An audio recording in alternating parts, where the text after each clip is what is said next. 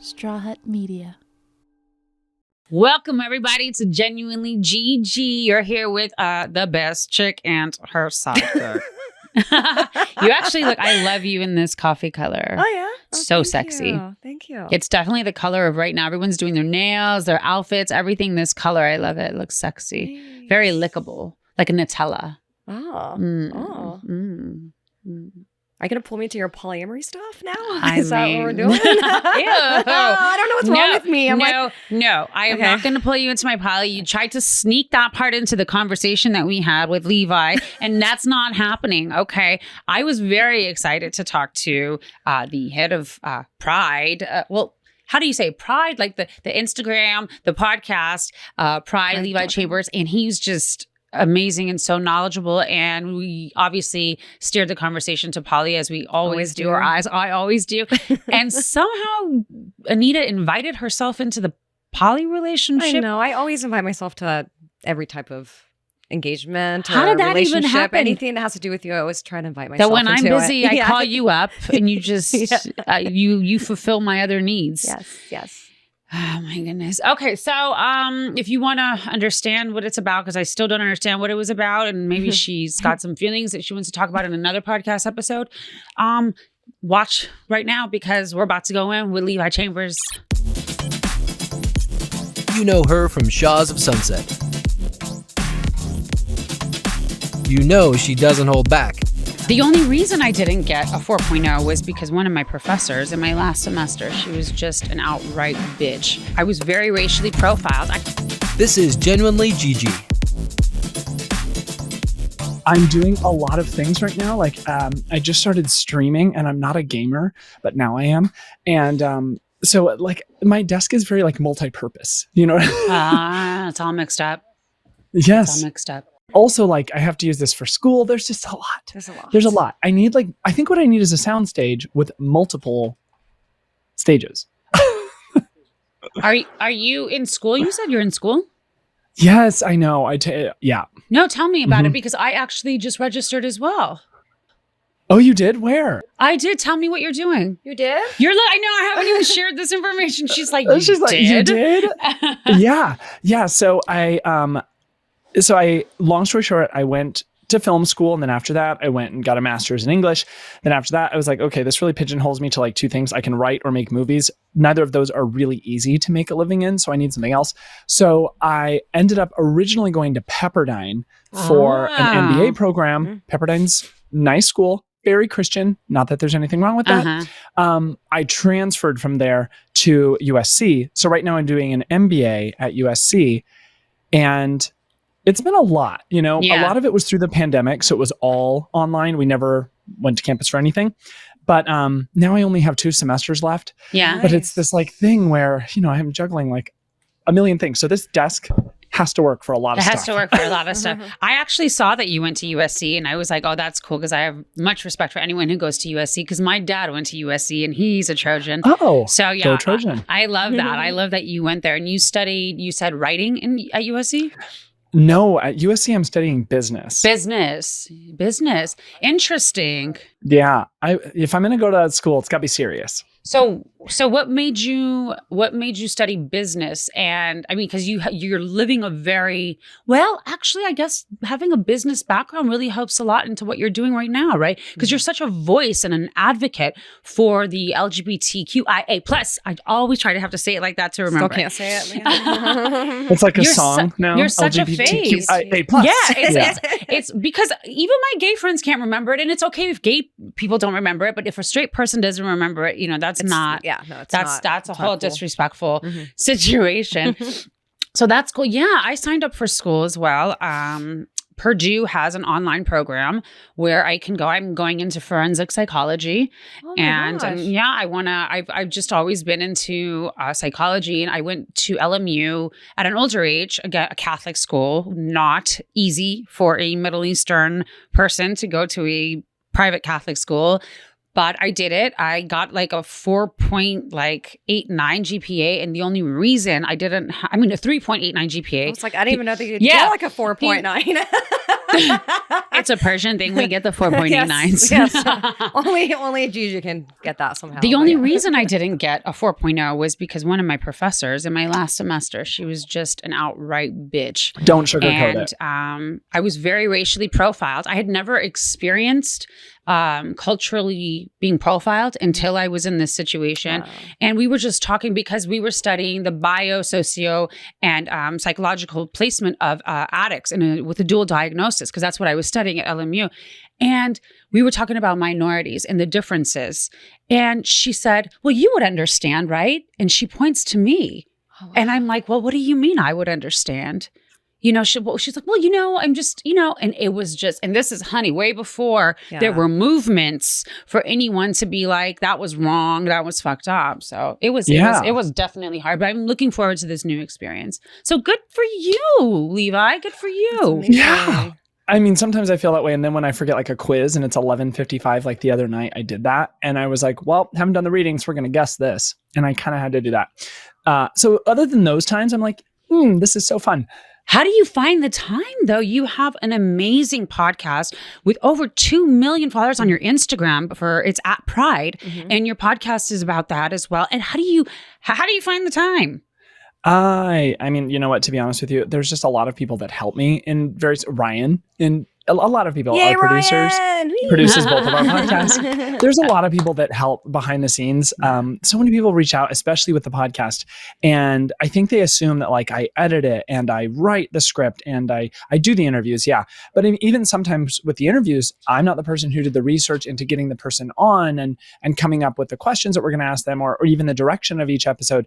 So I have to say that I think people assume that it's very like, I produced the whole thing. And I respect that you just said that tremendously. You kept it all the way real. It's like someone who wrote a book and said, no, I did not have a ghostwriter. Like, okay, where was your, academic backing in writing novels? But I really respect that you say that. And regardless of how much help that you have, I've listened to many, many of your podcasts. I've been following you for some time now.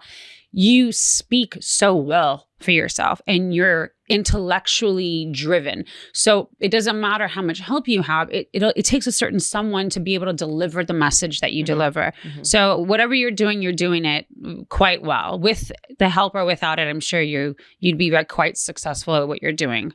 Oh, well, thank you. Yeah, I try. Oh my gosh. So here's the thing. I wanted to talk to you about something, Levi. I wanted to talk to you about something that I feel maybe a lot of people don't discuss that are in the straight community. Mm-hmm. So I would love if you don't get offended at any of my ignorance in this matter. Our ignorance. I'm trying to learn, and I would love for our audience to learn, I recently took a road trip with my good friend Reza, which is also on the show with me on Shaws of Sunset. And Reza's very out gay man, and he's married to his amazing husband Adam for many years now. I don't know, it's like 6 years. Many years. Yeah. I feel like gay years are a lot longer than straight years. So I think a lot of people would have probably agree with that. Like, oh my God, 10 years? Like, oh, you're the old. Yeah. And we were driving to Palm Springs, and I don't know how the conversation came up about the unnumbered amount of categories, subcategories that come under the category of being gay. And I had no idea. I knew that there were some gay men that were more open and out or more feminine tendencies than other men, because Reza doesn't have any feminine tendencies. He's quite masculine. Mm-hmm. And then you see the other side. I thought it was very simple. And I mean, I if I may just read a couple that I researched: twinks, femmes, geeks, jocks, daddies, and then it goes into the size of your body and how much hair you have. There's the bears, the wolves, the cubs, and the otters. That she brought to my attention that I was like, damn, like I didn't, because you just assume that it's a society, it's a group of people that are there for each other, and there's no like open arms, come in, like we've all had to deal with certain things, so this is a big. Like, I had no idea. So what is that not marginalizing the community that's already being so scrutinized for being who they are? Okay, so I think what you're really talking about here, these are like these like labels that are kind of specific to the gay community. I mean, I'm sure that queer women and lesbians and other people have these kind of like subcategories as well. Mm-hmm. But yeah, I mean, there's a lot. I think there's chicken. There's a whole bunch of other terms as well. I actually have a funny story for you that I'll share about twink.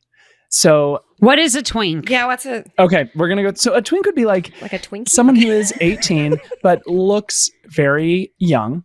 And often they're very fit, but not muscular, because if they're too muscular, then they become a twunk, right? Because we're kind of between like a twink and a hunk, which is another one. So I'm telling you, there's a lot. Oh my God, goodness. I didn't take notes on this part. You're going to write this part down or something. Okay. Becomes a twunk. Twunk.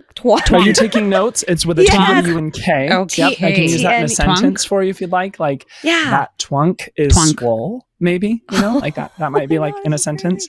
So write that down for the spelling write test. That down, Anita. So we'll do twink just for shits and giggles.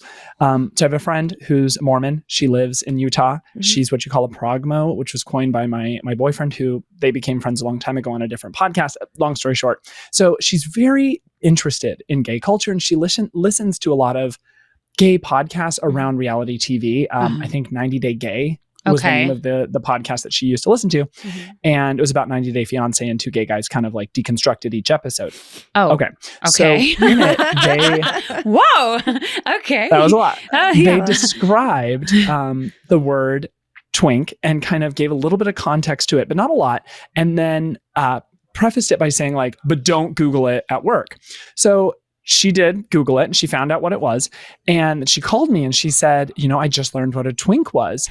And I was in the car with my son. Her son, at the time, I think he was 16. He's 17 now. Okay. And she was like, and I told him, hey, you would be a twink. And he was like, a what? And she goes, so then I Googled it to get like an image of a twink so he would know. And she goes, there was a lot of boys and a lot of penis. OMGG. And she was like, and I almost threw my phone out the window and was just like, get a new phone. I don't know what happened. That's not it. So there are a lot of these subcategories that have some sort of, I guess you'd say they're like descriptions of the stereotypical subcategory within the gay community. And there are a lot of them. Bears, daddies, zaddies. I mean. Yes. Yes. What's an otter? So an otter is kind of like a twink, but like a little bit hairy, but not a lot hairy, just a little bit hairy. Is crazy. And maybe like not quite as, I guess you'd say like twinkish, thin. We're going to take a quick break, but when we come back, just like they asked me, girl, did you get laid? Why can I be like, I got a fucking quickie, the dick was big. But a guy, if he says that, I'm like, okay, well, did you take it or give it? I don't know what I'm supposed to say. Genuinely GG is supported by BetterHelp. BetterHelp provides professional counseling securely and affordably online. They'll assess your needs and match you with a licensed professional therapist. Everybody deserves the help and support they need to live a happy and healthy life. We all have our own at-home remedies, but sometimes the one thing you need is to talk to someone who can help. You'll get timely and thoughtful responses, plus you can schedule weekly and video phone sessions. They offer licensed, professional counselors who specialize in a broad range of expertise so you can find the right therapist without ever setting foot in a doctor's office or waiting room. Legitimate mental health from the room of your choosing. I want you to start living a happier life today. As a listener, you'll get 10% off your first month by visiting our sponsor at betterhelp.com/genuine. Join over 1 million people who have taken charge of their mental health. Again, that's BetterHelp, HELP.com/genuine. Teamwork makes the dream work, Anita. Yeah, let's do this. Let's do it. Let's do it. Wait, is there like a committee? Is there like a committee or something that makes these? Like, who comes up with there this should stuff? be. You mean like Webster's Dictionary? This should be like Gabster's Dictionary, where they're like, and add that one, otter, and we'll use it in a sentence. Here's the definition. Yeah. I mean, remember, what was it, like the 80s? I remember they made an actual book on Ebonics to understand street slang and conversation. This is, I feel like it's time for Merriam-Webster, both of them, either of them, to get on the book. Because I didn't even know you convert merged two of the words together. So we're talking about an array of categories that I didn't do enough research on this part of it. So we'll do it together. Do you think that creating these categories is beneficial to the community's core, not to your independent needs and likes, but to the core of what the community stands for? I think so many of them, as fun as they are to like talk about how kind of quirky they are, I think a lot of them are so based on appearance that you're right. It does kind of, it marginalizes people even more, right? Like, and it really focuses everything on the way someone looks, right? As like, that's this like sub community of twinks. Well, then we're basing them all, or of otters. This group of people would just be based on what they look like, right? Which would be, in any other, I think, group of people, it would probably be somewhat offensive, right? But for some reason in the gay community, it isn't. It's maybe it's because so much of like dating culture or cruising culture is based on like sexual preferences, what someone thinks is attractive. So it's easy if you can like describe like, oh, he's an otter. And immediately someone in the gay community is like, oh, so he's a little bit hairy and he's a little thicker than a twink. That like gives them an idea of what someone like looks like. But I think you're right. At the end of the day, that's what it does. It does. It's confusing. And it's, you know, it's like the Black and African American communities and the N-word, to me, it has become a word for them that they took ownership and control of. And nobody else at this point is allowed to use that word without, just completely getting their heads chopped off, because it was such a bad word that they were called and what that meant to them. But I see so many celebrities standing up to that are also Black, that are saying, we have to show them how to treat us by treating each other that way first.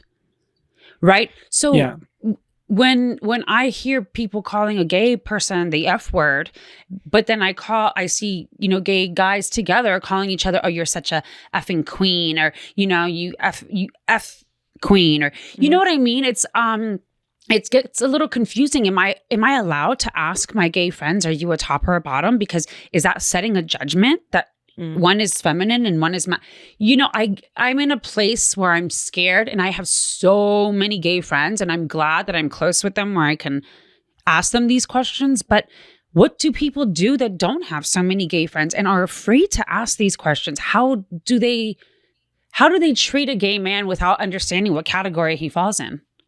Okay, so I think you hit the nail on the head there, where you said that you have the relationship with them to be able to ask them those things, because you're friends, and and if something offends them, they'll probably say like, I'm not answering that, even if it doesn't really offend them, but they just don't want to answer it. So I would say, like, if you don't know someone well, probably not asking like, are you a top or a bottom? Because that would be the same as asking, a straight woman what her sexual preference is, like right off the bat. It would be weird, right? She'd be like, why is that any of your business? Well, if the gay community is creating the categories, isn't it so they get identified by that? So isn't it better to understand their identity from the beginning to know how to communicate? Because isn't that why we created they, them, her, she, this whole, situation is so people feel respected in whatever they identify as. So I don't know. It's hard for me. I'm always scared. You can ask Ryan. Every other thing out of my mouth is I'm always saying I don't want to offend anybody. And I'm getting more and more scared on how to even talk to my own friends without hurting anyone's feelings. But just because I want to know more about them sexually, just like they asked me, girl, did you get laid? Why can I be like, yeah, I got a fucking quickie. The dick was big. But a guy, if he says that, I'm like, okay, well, did you take it or give it? I don't know what I'm supposed to say. I don't know. I mean, okay. What I mean? I think in those situations with your friends, you're probably fine, right? And we're talking about different things here, like identity with pronouns, what someone's preference is based on the gender they identify with, he, him, she, her, they, them. And those are things you could just ask. What's your pronoun preference? They'll tell you, and then you use it. Easy as pie. With the other things that are more, I would say, like like otter and bear and daddy and twink, all of those things are much more gay specific and even not LGBTQ plus specific. Because inside the LGBTQIA community, you also have all of these other small communities that make that up, right? Lesbian, gay, bisexual, trans. And all of these people some people have reclaimed, you're talking about like the F word. Some people reclaim that. There are lesbians who identify as the D word, right? The D word, right. And gay men who identify as fags, whatever. Right. So I think that there's that. They are reclaiming it. Is it appropriate for, I mean, even I don't like using some of those words, and I could, but I don't really identify that way. But if someone else confidently says like, oh, I'm a insert whatever, word would be perceived as negative, you respect that because they're identifying as that. They've, taken that word and they've reclaimed it and made it something positive, and it means something positive to them, or at least it's part of their identity. So then, that's fine for that person to use it. But I do agree with you that it is challenging because you kind of have to tiptoe right around certain things and feel it out. I would say that most of those like subcategories specific to the gay community, they're really mostly intended for inside the gay community. Like I don't know that it's kind of like, it's like you said, it's like almost like language, like street language, where you would, if you're part of that culture, you understand those terms. Right. In the gay community, bear, daddy, twink, twonk, all you of those guys things understand kind of, they all understand them. Even if you don't use them, like, I don't think it was probably 21 the last time I was like, oh, I'm a twink or something like that. Otherwise I don't know that they come up that much. Maybe in dating culture and cruising culture more so. Right. Than others. But I would say like the top bottom verse question, I do think that it's becoming, I don't want to say that it's somewhat dated or an antiquated way of thinking about it, but it kind of is. I mean, definitely people that are like, oh yeah, I'm a top or I'm a bottom or I'm verse. But I do think it's becoming less of like an identifying element of identity that people talk about in that way. Does that make sense? Yeah, that absolutely makes sense.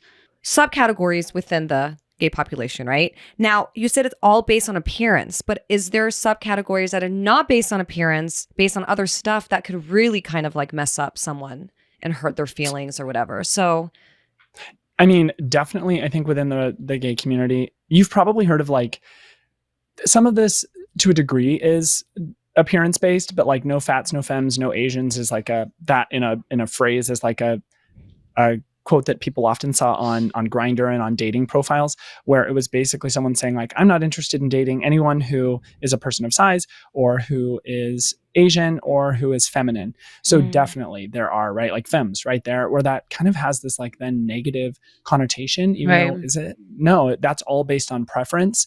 I guess all of those things are a visual thing. So still kind of similar, but someone acting more or having a more feminine personality isn't really as visual, it's more personality based. So definitely there are. And then I think that ends up creating, it creates, I guess you'd say like internalized homophobia, because some people just are feminine, and that's then by interacting with that kind of negativity around a personality trait, it does, I'm sure it gets to people, and then, they start to feel not like themselves for this thing that is really just part of their personality. I got one thing that I was hoping that we kind of would touch on is simply, I don't know how you can speak on it, but do all the different groups accept each other equally? That's kind of what I was going to ask that, because I remember in my head I asked Reza and he answered it, but I totally forgot I should have asked it here. Okay, that's kind of what I think I was trying to ask. So that Ryan knows the answer to this actually, and I would say the answer is no. I mean, we had an interview this morning. Told me that. They look down on different groups. That's the whole thing. Yeah. Which is crazy. Yeah. It's definitely like, I think people like to believe that it's LGBTQIA plus and we stand for each other. No. We had an interview with someone this morning from the intersex community that said when they did their march for Intersex Awareness Day, 30 people showed up. Wow. But when they went to march for an LGBTQ pride parade, hundreds of thousands showed up. Right. And the call to action that this person had was essentially like, the LGBTQ community should, help, because we go to your parade. Why can't you come to ours? So I definitely feel like we like to think of us as very united, but in so many ways, we're really not.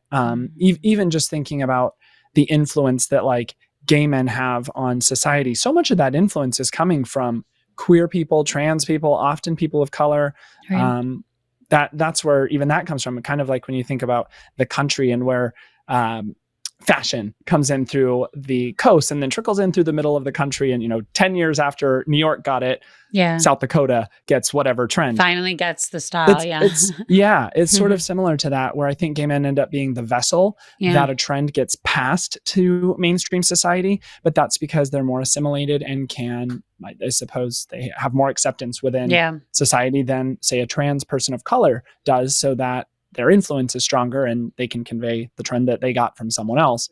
So I would say that the LGBTQ plus community has a long way to go to support each other and truly become supportive. I think it's getting better over time, but it's definitely, that's a good point, that it's not as accepting as it should be of its own community members. We got to treat each other how we want others to treat ourselves. You know what I mean? Like, we got to treat that to ourselves and one another and our neighbors and our friends and our homies and our gay communities and our straight communities. We can't treat each other one way and expect other people to treat us a certain way. It's an oxymoron. It's an oxymoron, but I'm so glad to learn about this because Reza just gave me an inch of what this is about, and you really took it that extra mile. We're going to take a quick break, but when we come back, you can have your boyfriend and then you doing all the stuff that you need to do with your boyfriend. And then you have like friends. The brain stimulation, I can't get that with you. You can? Unless you want to be polyamorous with her. Growing up, cereal was one of the best parts of being a kid. But I had to give it up because I realized it was full of sugar and junk that you really shouldn't eat. We're all trying to be better, but a healthy breakfast doesn't have to be boring. Magic Spoon has the amazing flavors you love, but without all the bad stuff. With 0 grams of sugar, 13 to 14 grams of protein, and only 4 net grams of carbs in each serving. Only 140 calories a serving. It's keto-friendly, gluten-free, grain-free, soy-free, and low-carb. The variety pack has 4 flavors: cocoa, fruity, frosted, and peanut butter. It tastes exactly like regular cereal from your childhood, but is super nutritious. It's delicious but super healthy cereal that really brings joy to your mornings or afternoons. And mixing cocoa with peanut butter is amazing and tastes exactly like a peanut butter cup. Go to magicspoon.com/Gigi to grab a variety pack and try it today. And be sure to use our promo code Gigi at checkout to save $5 off your order. And Magic Spoon is so confident in their product, it's backed with a 100% happiness guarantee. So if you don't like it for any reason, they'll refund your money, no questions asked. Remember, get your next delicious bowl of guilt-free cereal at magicspoon.com/Gigi and use the code Gigi to save $5 off. Thanks, Magic Spoon, for sponsoring this episode of Genuinely Gigi. The gay community starts a lot of trends, and the gay community is very powerful. And I think a lot of cultures and minorities learned from the gay community by the gay community taking this big stance and standing up and being hit by hard bullets, especially during the HIV situation that we had in the 80s, and it being targeted towards, gay or Black people, but especially gay people at that time, because it was spreading fast in the gay community. So I feel like gay people took big hits, but they've also set trends and tones. One of those trends that I feel like is becoming absolutely more and more popularized right now, which is one I'm trying to go by, is the infamous polyamory. She knew I was going to go there. It always comes up. It does. You know why, Levi? I'm still new to this and I'm trying to learn about it. And I feel like the more people I can talk to about it just to get their input, the better, especially when I know polyamory was founded in the gay community. So polyamory in the gay community was what you would call the with a daddy? Was that how, or is that different? Daddies are like sugar daddies or what? My thought on polyamory, right? It's where you have like multiple people in like beyond just a hookup scenario, more of like a romantic relationship. And I know there's all sorts of different types of polyamory. I'm not an expert on this, but I'll give you like some of the knowledge I know. Like there's hierarchical polyamory, where you would have non-hierarchical. Yes. Oh my God, I'm not even going to try to say that word. So you might have someone, for example, I saw someone on an Instagram story who I follow, and I won't say who they are because I don't know how public they are, if this was like a friends only story, but I noticed that in their story, they tagged 2 different people, and the caption on it was my husband and my boyfriend. And part of me was like, ooh, I wonder. Probably is just an polyamorous relationship where that's hierarchical, right? He has a husband who's in like the number 1 spot, and then a boyfriend in the number 2 spot. So I do think that polyamory is becoming, we actually had people on the podcast who are polyamorous. Some of them have children. They consider that they have 2 husbands, and it's very like egalitarian. So I do think that it is becoming more prevalent, but I wonder if it's beyond the LGBTQ plus community, and that it's something that, you know, even straight people are doing. I think I saw a story on Snapchat that was like a guy who had 2 girlfriends at the same time, and they were also girlfriends with each other. Right. So it's kind of like a weird, queer polyamorous relationship. But yeah, I'm not sure that it started in the LGBTQ plus community, but I definitely think it's prevalent because I know a lot of people who have engaged in it. I did a lot of research. I'm a reader. I'm a researcher. So I did extensive research on poly before I realized that this is something I really identify with. But it was said in many, many different research and articles that I read that it did start in the gay community because gay men being more sexually involved turned into emotion, and those turned into relationships. So it was those people who created these poly relationships that enjoyed the sex as well with not just one partner, but they also enjoyed the relationship aspect of it, to be committed to someone, be owned by someone, kind of feeling wise. When I say owned, I don't mean it like, you know, but yeah, I do think it's a great thing for the straight community. I've never believed in marriage, to be honest with you.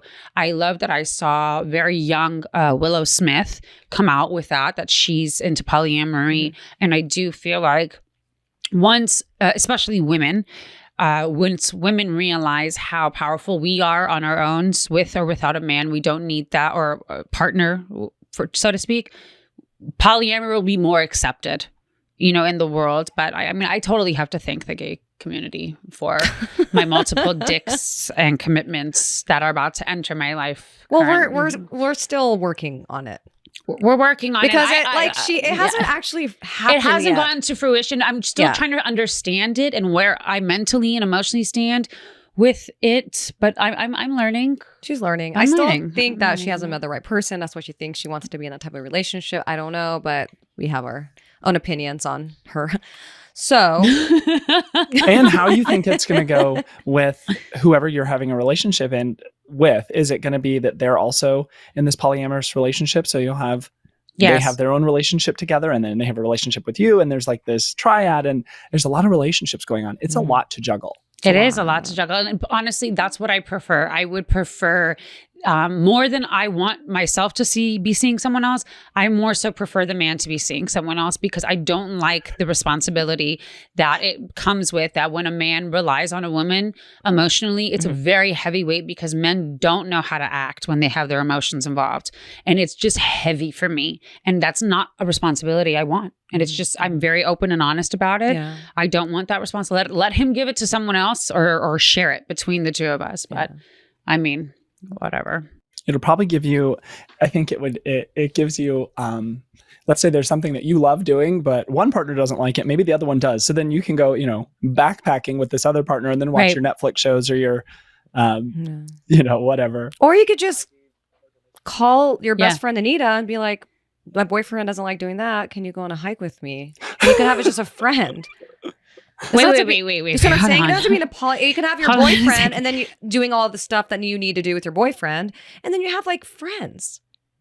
No. I need more than a friend. I need mental stimulation. I need the brain stimulation. I can't get that with you.